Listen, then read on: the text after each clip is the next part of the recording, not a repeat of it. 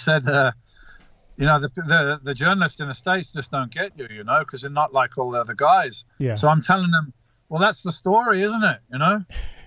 There's the story. It's not like the other guys. So I think Peter understood me better than most of the other people in the industry. I think it was really great timing for both of you that you had each other, because I used to like the way he created this mystique of you in the pages of Flex magazine, the way he kind of created this, because it really messed with the competitors' heads in America. It must have, when you're driving around in flash cars and on the beach, and then you're in this basement gym in Birmingham. And I think the photos that Kevin Horton took and the writing that Peter McGough did, it really helped create this kind of like larger than life character that you were like, people just they just didn't understand it.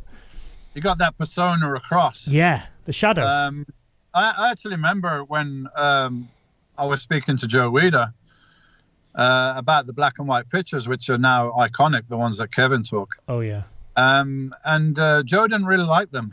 Didn't he? Because he was looking at the technicalities. Okay.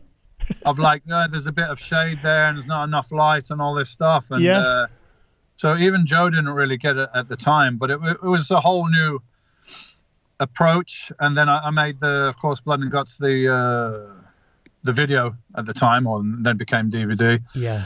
I made that with Kevin. Kevin Horton filmed that, so Pete had some input on that. Mm-hmm.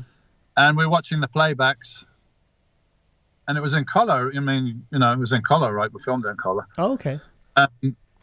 Watching the playbacks, and something struck me because of the black and white pictures. I said, Kevin, can you turn off the color and watch it in black and white? Let's see how it looks. And as soon as they did it, I said, that's it, man. Yeah. That's because I'm in the basement in Birmingham. Yeah. Life is almost in black and white there. It's Birmingham. No disrespect to Birmingham, like, but God, I remember I used to watch that Blood and Guts on a Saturday morning when I'd be getting on the bus to go train legs, and I was a teenager for years. I mean, I think I bought that tape like 3 times, mate. But I think I bought your book twice. DVD and so on, and then of course it's all over the internet now. So yeah, I'm really glad I made that movie, because otherwise, it wouldn't be there. And even now, I go watch sometimes, and I'm like, man, that was that was some training, there was some weights and everything. So I'm glad we got that on tape, because I was reluctant to make a bodybuilding tape because most of them were very staged, and they were not. I didn't get excited by them, so I wanted to do a real thing. So yeah, Peter did a great job in getting that image, that persona across, and getting people to understand it.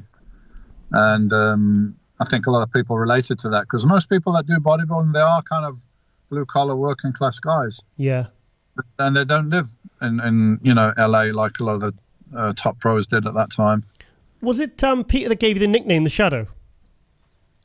Yeah, he did. Can't quite remember. It might have been one of the first articles he did. Maybe even that one from Morecambe. Because he said, I was the opposite, somewhat of an enigma. Because bodybuilders usually are extrovert and they want to be seen. Yes. And they want to trot around and all this stuff. And this guy, he didn't like that. He just wanted to train. And then come and compete and disappear, and there's kind of a mystique about that, and it was different to everybody else. So he came up with the nickname The Shadow, because the shadow comes and goes, it's kind of mysterious. And the funny thing was, like, when I first read it, I was like, that's weird, because when I was a kid, I had a pony called Shadow. That's right. Yeah.